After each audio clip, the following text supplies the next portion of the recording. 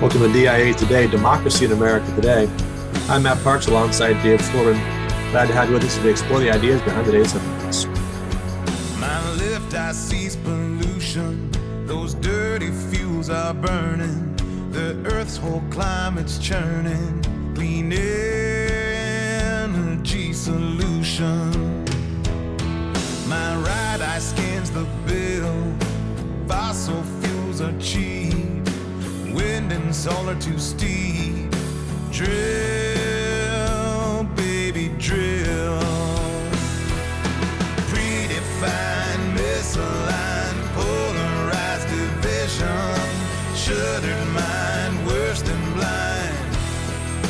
2020 vision. Happy 100th episode, Dave.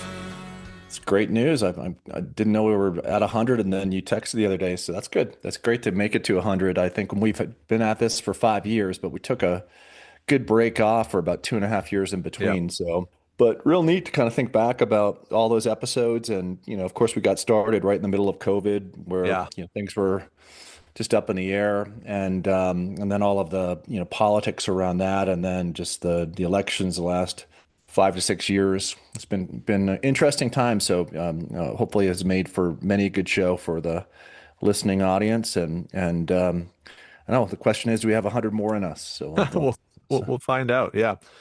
Yeah. I mean, that originally we kind of leaned into the professor piece. Those early episodes, we had a required reading and we had our grade book. And of course we had Tocqueville's crystal ball back in those days as well.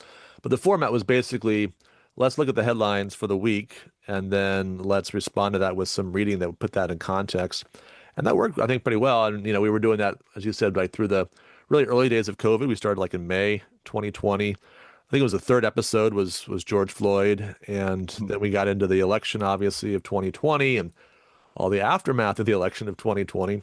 And then we kind of transitioned as we got into season 2 and season 3 to working through books and then applying those to the lessons of the day. So we did Democracy in America, naturally, and then we did Aristotle's Politics, and that's the point at which we took the break. And so that last episode on the politics is actually our #1 downloaded episode because it was the last one available for 2.5 years. So that was viral, basically. Viral, unlike anything else in that season on Aristotle's Politics. So, right. If these words would come out, Aristotle's Politics almost killed us. Right. It killed a lot of our audience, but we definitely, that was one of those, you're really working toward the truly elect at that point. So we brought it back leading into the most recent presidential election, and that was just kind of a one-time thing. Hey, let's talk about that, and then thought, oh, why not? Let's keep going. We enjoy the conversation anyway, whether anyone else does. But it's been fun, and it's neat to get to 100 episodes, and I agree. I mean, I think if we were living 75 years ago, we probably have a correspondence. So this is kind of like the equivalent of that, and people get to hear it, and if they enjoy it, that's awesome. So right. Yeah, unfortunately, we don't have a cumulative record of the crystal ball picks, or maybe that is fortunate. I don't know.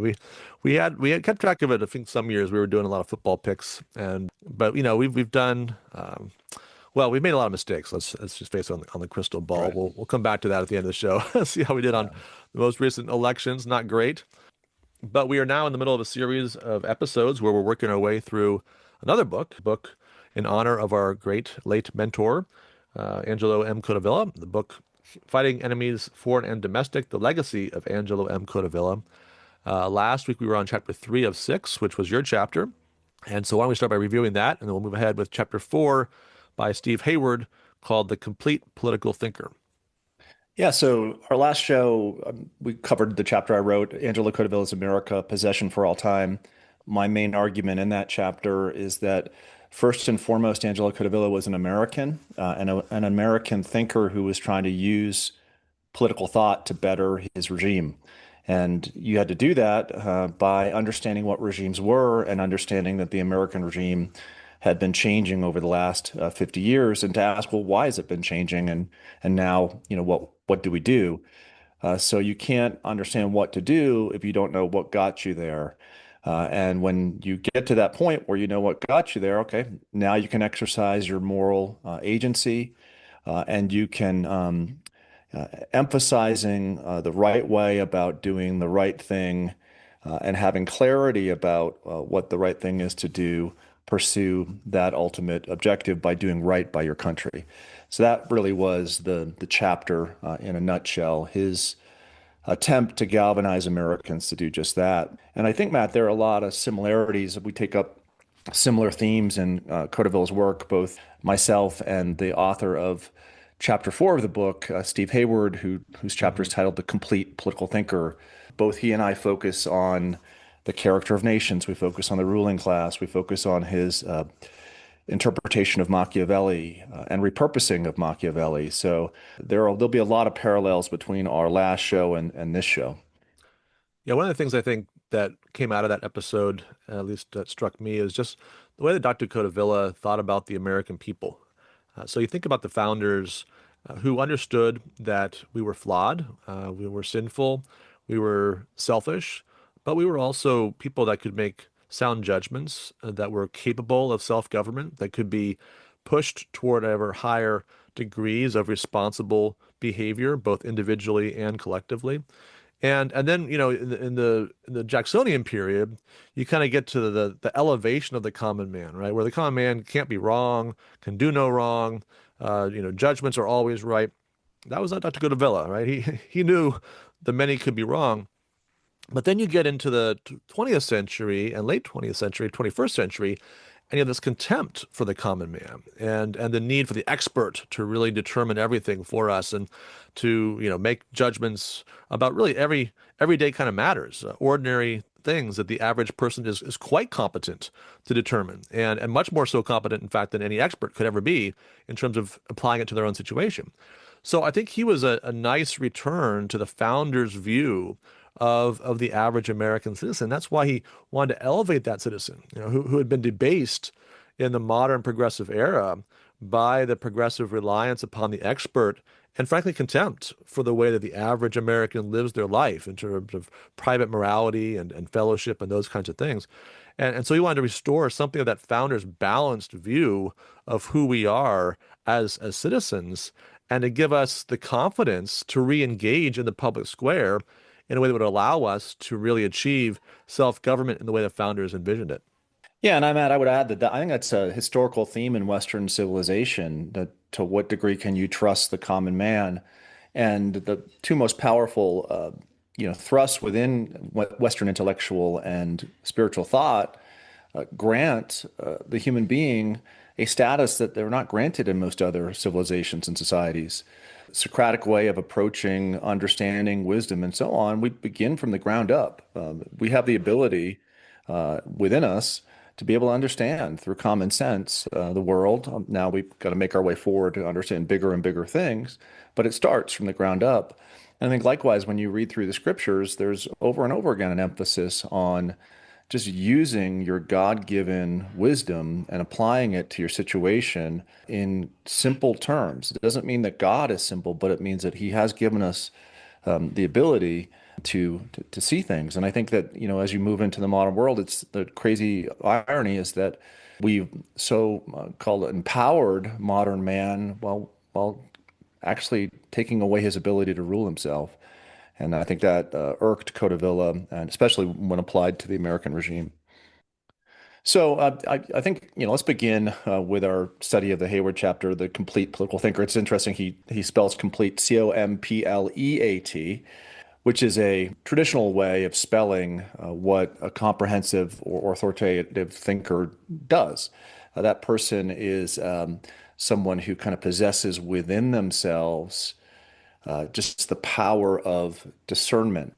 So here they're very different than the experts that you just mentioned, Hmm. Matt, and that they have they have an ability, they have an agility to think about different things. We often use the expression the Renaissance man, right? That's a complete thinker in so many ways because they're interested and can make their way through different spheres of life.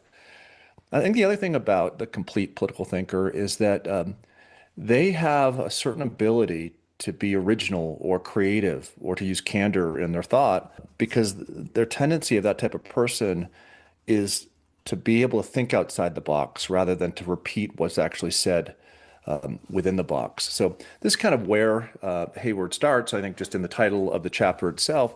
Angelo Codevilla was a complete political thinker, comprehensive, authoritative, could use his skill, use much of his skill debating folks in the international relations and military fields, but equally was adept at applying his thought to domestic matters. And this is very different, right, than the bipartisan political class that he was often critical of. Why is that, Matt?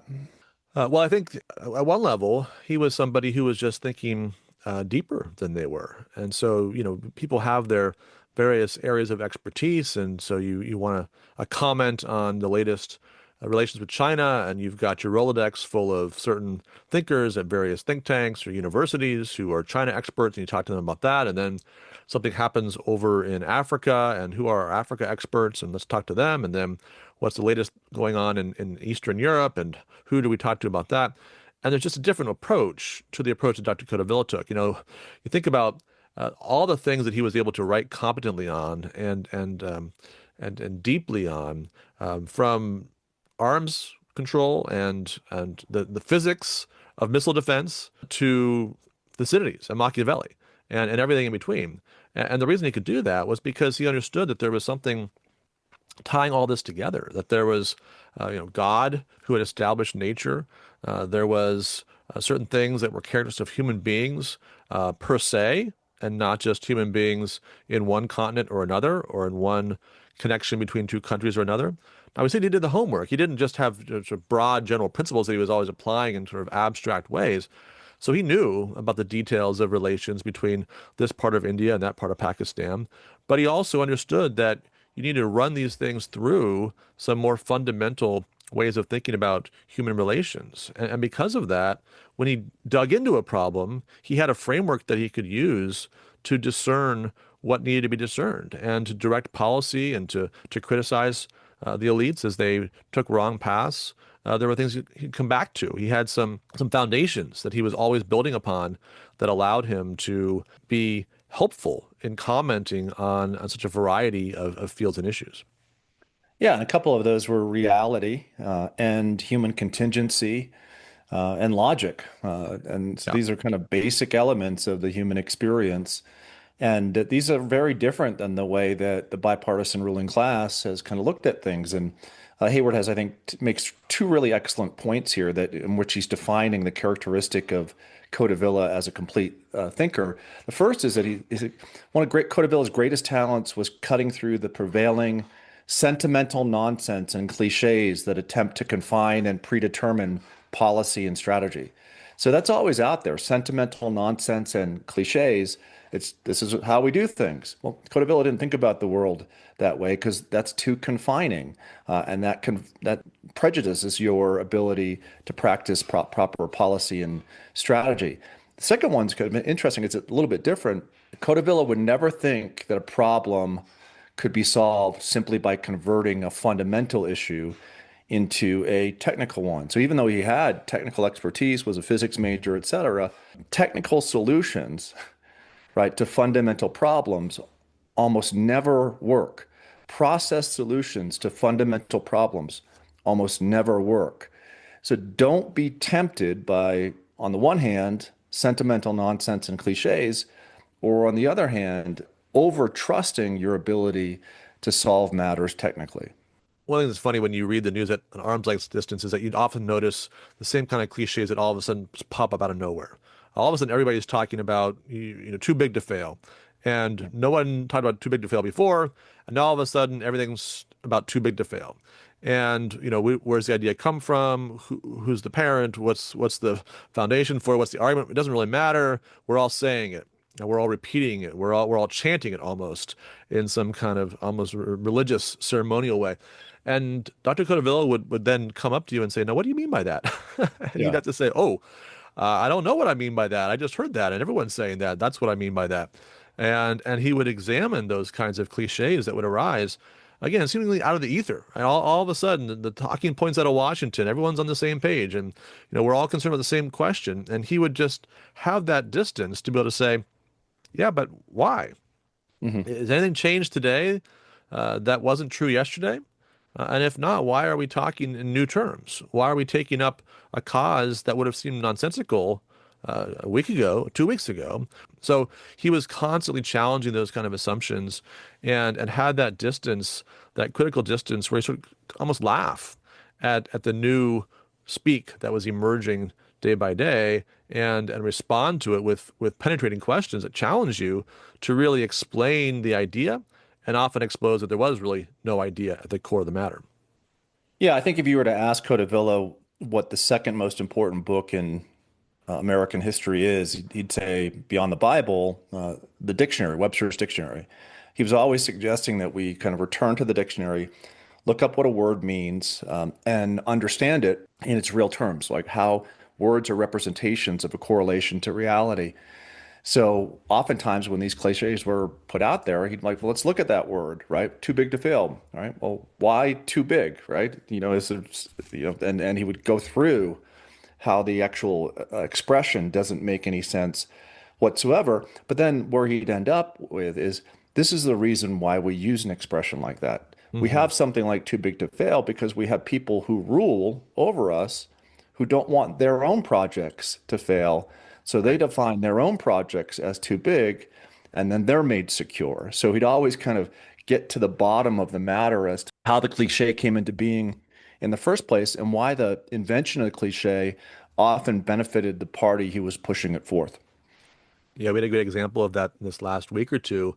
OpenAI has been going around cutting all kinds of deals with other AI companies and some of the leading cloud platforms, trying to basically demand massive amounts of investment. There's a company that really can't make a profit, won't make a profit for years to come, apparently, according to their own projections, has relatively little revenue, but this massive valuation. And then they go and they start talking about the need for Washington to backstop potentially their need for data centers and some kind of public effort to make sure that open AI doesn't fail. So they go around, they tie themselves to all these large companies, make these various deals that depend upon massive amounts of capital that haven't been raised and profits that haven't been realized. And now, if it doesn't happen, what do we do? Well, the government, right? Because AI is too big to fail. And you see the same sort of logic playing out here. This is just the kind of thing that Dr. Codeville would push through and say, now, who decided that OpenAI has to survive, has Mhm. to be the leader in the AI business, or that AI itself is going to measure up to all the hype that's surrounding it? This is the same kind of thing. This kind of everybody talking about it, and yet what will come of it? Well, we'll see. But in the meantime, right, we've got people that are angling to get the government to make sure that whatever their particular enterprise is can't fail on its own terms. Yeah, so back to this question that he would, what's the logic of anything that's out there, including the things that are going in the wrong direction? What's the logic of political corruption? What's the logic of intellectual corruption or of economic corruption? And there's a certain logic to how these things work. People have been doing this for years. People have been misappropriating language, changing the meaning of things for years for their own benefit, and doing so in a way where they take advantage of people. But if you can kind of lay out the process by where they do that, then it's like, okay, hold on. Now I get it. Now I get, what they're doing, in these individual situations. And then that not only kept people like the CIA up at night, but it keeps up, anyone who has a desire to fool people for their own benefit. But, I think, one of the things that at the end of the day, and Haywood does a great job of pointing this out, the reality is that we are very distrustful because we have a good reason to distrust. So Hayward mentions that for Codevilla, he always emphasized, well, what's the trust issue right now in the country? At that point, when he had written The Character of Nations, it's kind of hung steady, right, between 15 and 20% of the American public trusts its government, but it's never gone too much higher than that, right, Matt? It's always kind of Yeah, stayed very low, whereas 100 years ago, that number would have been 75, 80%. even in the And 50s. Yeah. even the 50s, right? And what Hayward attributes it to is that it's as though our rulers really don't like how we live and are determined to change our bad habits. And I think adding to that, and are determined to pass policies that benefit their own person to the disadvantage of the American citizenry. So they don't only not like our habits, but they're not cognizant of their own bad habits in using political influence, not for the benefit of the country, but for the benefit of themselves. Yeah, I had a good example of this with the shutdown. I mean, you go, 6 weeks of shutdown, and it ends, and there's all kinds of infighting on the left, in particular, progressives who are up in arms against Chuck Schumer and the 8 Democratic senators who voted with the Republicans to reopen the government.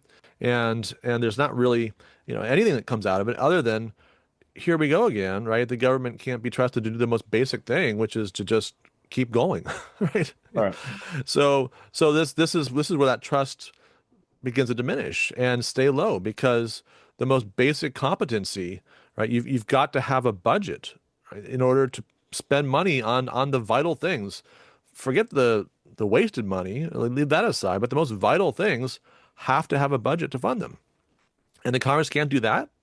Forget about the nonsense with who's up and who's down and how this plays out with the most recent election and who's going to score points with the public in a year from now. All that's nonsense when you can't do the most basic thing the government has to do, which is to fund its operations.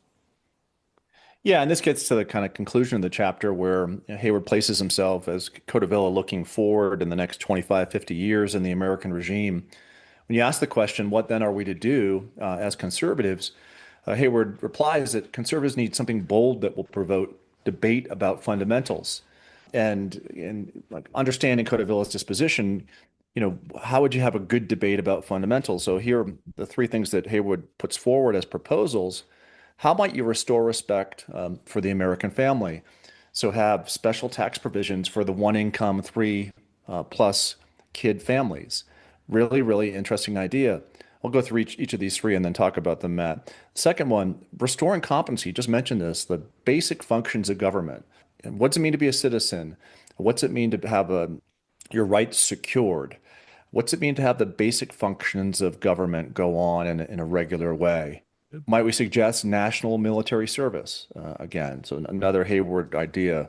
And then thirdly, restoring respect for religion. This is a really interesting proposal that Heyward puts forward. If you were to require public school students to recite the preambles of their state constitutions, 49, he notes, of which mention God, might that restore respect for religion? So family, basic functions of government, and religion through special tax provisions, perhaps restoring national military service, and having public school students recite their state constitutions. What do you make of each of these three proposals, Matt? Well, before we get into details, I mean, I think I like the overall idea here of forcing conversation and debate on fundamental questions. And I think also there's something implicit in this, and maybe explicit at some points in the chapter, about forcing the left to acknowledge some of its premises. One of the things that the left often gets away with is sort of skipping the premises and going right to the conclusion, and not being forced to say, so you really are against religion in this general sense. You don't want any mention of God in the constitution of your state. You want to try to change your constitution. Are you willing to take that position? Right? That's dangerous. Should we talk further about that? Should we talk further about where rights come from if they don't come from God? Should we talk further about what it means to deny the role of God in the rise and fall of nations in a nation that still declares 2/3, 3/4 to believe in God and to believe in a God that has a part to play in the national experience? So I think there's some benefit in forcing these conversations out in the open. And I don't mean it just like as a rhetorical move, but to really require people on both sides to have debates about the really important questions. Is the family important? Are there certain ways the family can be shaped that are more advantageous for the flourishing of the family and for the flourishing of the community because of that? Are there things that have to be done well for a nation to survive? Does it make sense for everybody to pitch in on those things? Or do we just leave the hard work to those who can't find an alternative, who are stuck based upon circumstances with the short straw? Again, are we really willing to say that we can just go it alone in an empty universe where there's no God and no ultimate source for the rights that we claim to hold dear? Are we really prepared to follow through on these premises, which are really right there if you examine progressivism at its roots, but which don't normally get revealed in the day-to-day conversations about healthcare or tax policy or what we do about the rent being too high or the buses being too expensive, right? All these framings of issues are perhaps advantageous to the progressive side in various contexts, depending on circumstances. But are we really willing to follow those principles through to their root and expose what's really assumed when we take up that whole progressive mantle? I can imagine the effect of a million Coloradan school children reciting the preamble to the Colorado Constitution, which goes like this: We, the people of Colorado, with profound reverence for the supreme ruler of the universe, in order to form a more independent and perfect government, establish justice, ensure tranquility, provide for the common defense, promote the general welfare, and secure the blessings of liberty to ourselves and our posterity, do ordain and establish this Constitution for the state of Colorado. You think of, we talked about words before, supreme ruler of the universe, perfect government, justice, tranquility, common defense. To have these words as part of the daily vocabulary of these children would be amazing. Now, they may not go to the dictionary and try to look them up, but you recite something over and over and over again, and it becomes part of the words that kind of explain, why your state is. So I think it'd have a remarkable long-term effect if you could do something like that. Yeah, and obviously you hear the echoes of the U.S. Constitution preamble, but of course, many of the early states were their constitutions were written before the U.S. Constitution. And so here's New Jersey's preamble. We, the people of the state of New Jersey, grateful to Almighty God for the civil and religious liberty which he hath so long permitted us to enjoy, and looking to him for a blessing upon our endeavors to secure and transmit the same unimpaired to succeeding generations, do ordain and establish this Constitution. Right? So there you really have that supreme ruler in action, the Yeah. one who has given blessings to this state, grateful for what we've received from God, and recognizing that we will enjoy those blessings only so long as he gives his favor upon us and the dependency of the state for its success upon God. Now, I don't know what would come out of that kind of a discussion day by day and a discussion over the policy itself. And then, of course, the children, as you're saying, reciting that day by day. But it'd be very interesting to see what kind of Mhm. debates would result and how that would clarify perhaps where we really are state by state as a nation on the most fundamental questions. Agreed. So I see you're bringing back the Gradebook, Matt. Yeah. Well, I thought one time, for old time's sake, we used to have the grade book each time, and usually did a little bit of fun with that. So it seemed like this week though is just setting us up perfectly. Donald Trump. There were some rumblings as the Washington Commanders are looking to build a new stadium in Washington D.C. They've been in Maryland for the last couple of decades. There's rumblings that he wants the stadium named after him. And there's an ESPN story about how that would work. So apparently, the city council and National Park Service, because it controls the land that we built on, would have some role in all this. And frankly, it doesn't look that promising for Donald Trump if it depends upon them to name it Trump Stadium. So I was thinking about, could we have some kind of grand compromise? Because after all, there's going to be some naming rights sold on top of this, right? So it's going to be something Trump Stadium, not just Trump Stadium. We had RFK before that, so not unprecedented to have a Washington D.C. stadium named after a politician, but what kind of names might the council approve to kind of balance the Trump? To get a name that might be okay with them because it kind of pokes the needle at Trump a little bit every time it's said on the national broadcast. So want to throw some out here for you, Dave. We'll grade them, some thoughts. First, put a few off the table. These wouldn't work. So I can't even imagine the DC Council wanting to consider the Target Trump Field. They don't want the Secret Service after them. We don't want them after us either. We're not mentioning that one. Also, probably not Uber Trump Stadium. That feels a little problematic for different reasons. But let me give you a few for you to consider and get your thoughts on. How about Little Caesars Trump Stadium? What do you think? Now, is the grade based upon the celebration that would occur within the DC Council had they come up with this? Because if that Yeah, were the case, Little Caesars Trump Stadium, that's an A plus. yeah, That's hitting it out of the ballpark. So you may be giving some bad ideas to that DC Council right now, Matt. yeah. But Little Caesars Trump Stadium. Okay, wow, A plus. From Poking the Bear. Yeah, no, I All right. agree. I think that kind of checks a lot of boxes. Little anything does not appeal to Trump. And of course, Caesar, right? We know about the charges of Caesarism, which are central to the progressive critique of Trump. So, yeah, I think that they would have fun with that. He perhaps not so much. All right, go to a little different direction, kind of more like New Jersey, New York style insult. How about waste management, Trump Field? That's a solid B. But I think the hit upon Trump would be less so because that we've got the swamp, right? Waste Yeah, management, this, that, and the true other. enough. So it actually Right. may play into Trump's ambitions. So waste management, I'll give it a B.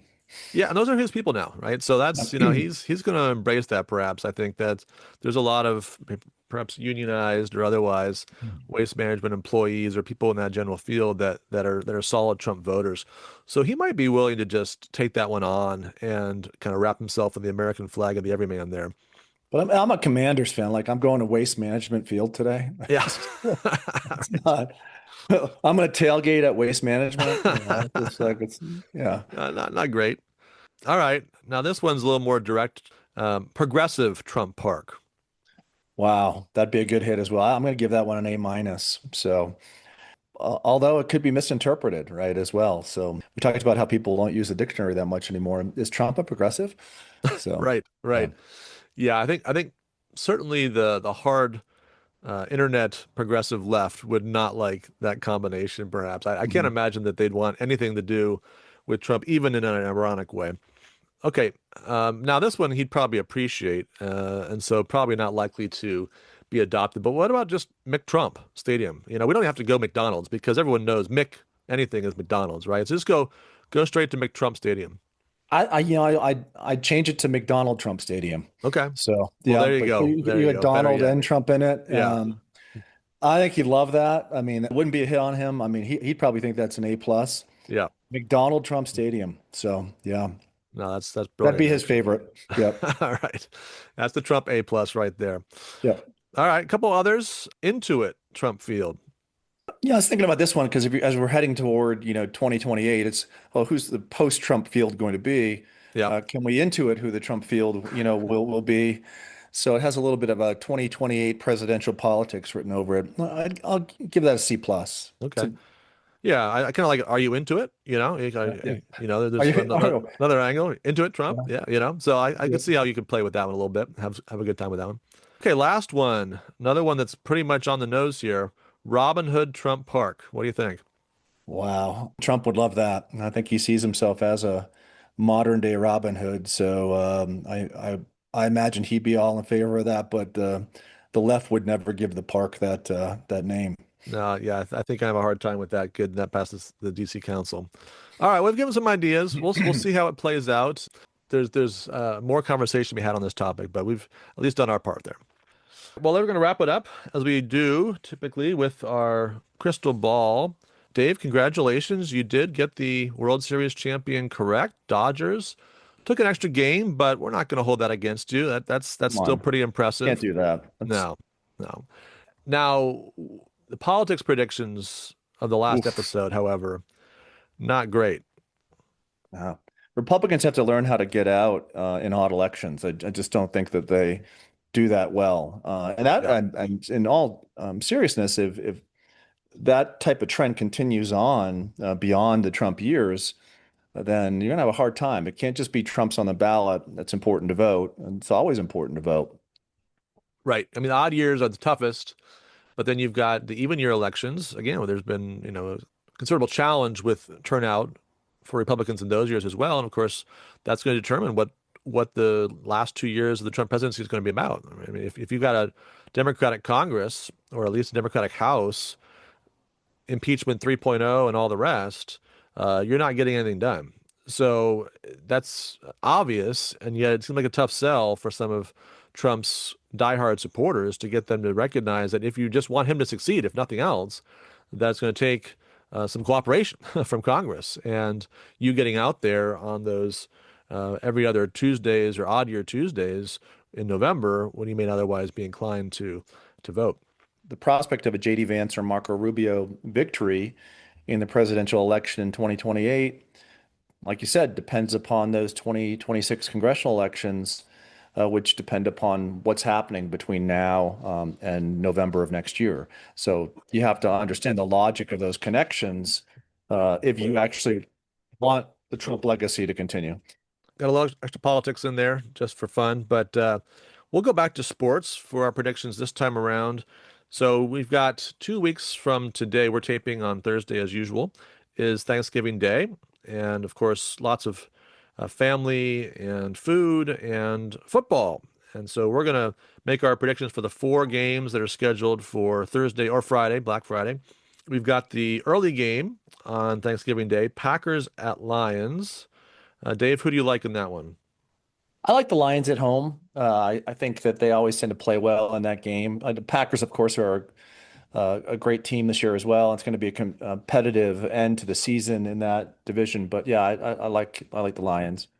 I agree with you. I think it'll be a close game. That's really a great matchup to start the day with. So get settled in. Maybe that's before your Thanksgiving dinner, depending on how you do things. Nice hors d'oeuvre there. Enjoy some chips and dip while you watch Packers and Lions. 4:30, which would be right when we're sitting down to eat in our family anyway. Chiefs at Cowboys.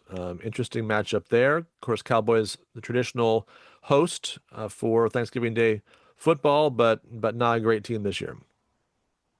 I'm going to go home cooking here again and think the Cowboys pull off an upset.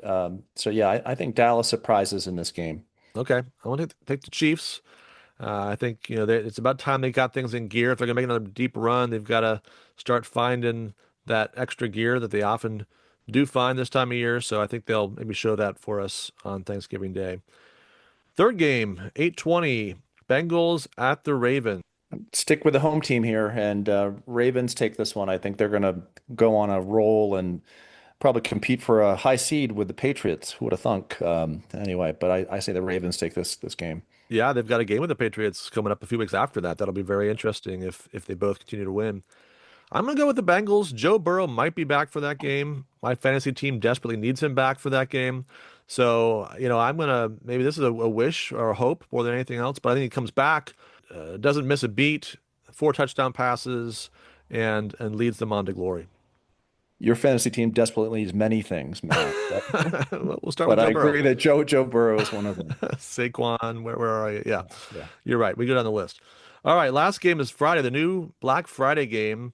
Our middle daughter is very sad about this because she's a huge baseball fan, doesn't like football, wants to watch Australian baseball on her birthday, is afraid this is going to ruin that. Oof. Bears at Eagles.